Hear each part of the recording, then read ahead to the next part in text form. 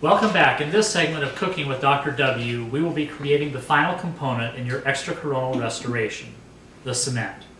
Today we have chosen Fuji 1 from GC. The recipe will create a light yellow colored, radio-opaque, glass ionomer-eluting cement.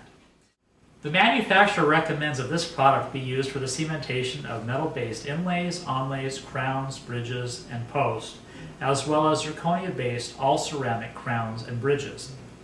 The product should not be used for pulp capping. A calcium hydroxide product could be used for this purpose.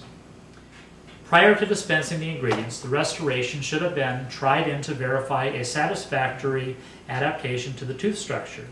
The tooth or teeth should be cleansed with pumice and water, rinsed, and any excess moisture removed by blotting with cotton pellets, gauze, or by gentle blowing with oil-free air.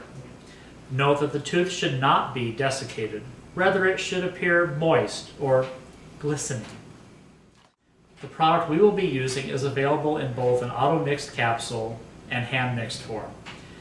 So that you may flex your spatulating muscles, we have elected to use the hand-mixed formula today. The Fuji 1 comes in a box like this. Inside you will find a bottle of powder, a bottle of liquid, a measuring spoon, and a coated mixing pad.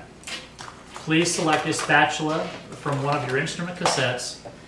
A plastic one is recommended. Before using the powder, you will have to remove the seal from under the dispenser cap.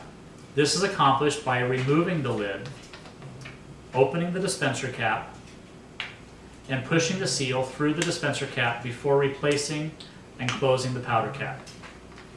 The mixture ratio is 2 drops of liquid to 1 level scoop of powder.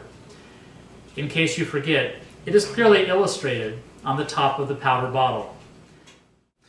For accuracy in dispensing the powder, it is recommended that the bottle not be shaken or inverted, but rather be lightly tapped against the hand. The dispenser cap is opened, the measuring scoop passed through the powder from one side to another, and then scraped off against the dispensing cap flat side. The powder is then placed on the mixing pad by inverting the scoop, and the powder bottle should be closed promptly once the powder has been dispensed. Liquid is also dispensed onto the mixing pad somewhat distant to the powder so as not to react prematurely with that powder.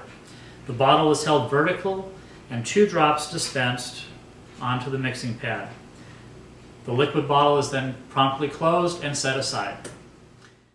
Using a plastic spatula, the powder is added to the liquid and mixed rapidly for 20 seconds.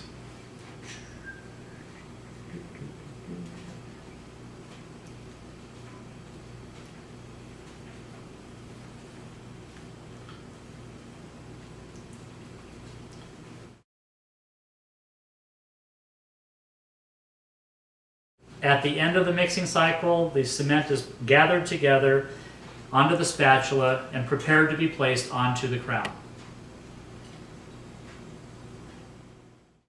Note that when mixing larger amounts, the powder is divided into 2 equal parts, the first being added to all the liquid and mixed for 5 seconds before adding the balance of the powder for the remaining 15 seconds of mixing time.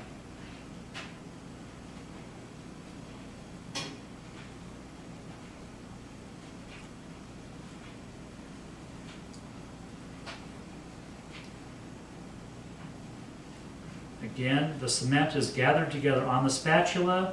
It will have a creamy consistency. The restoration is then lined internally with the cement, and the restoration is seated in place and held with light pressure.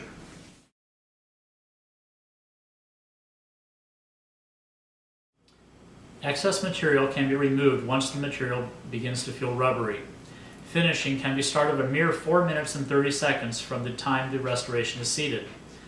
Note here that the material mixing time is a total of 2 minutes from the start of mix at 23 degrees Celsius or 74 degrees Fahrenheit. Following these steps can assure you of great success in seeing the restoration you have worked so hard to create for your clients. For additional information on this product, please see the manufacturer's package insert. Thank you so much for tuning in to this episode of Cooking with Dr. W.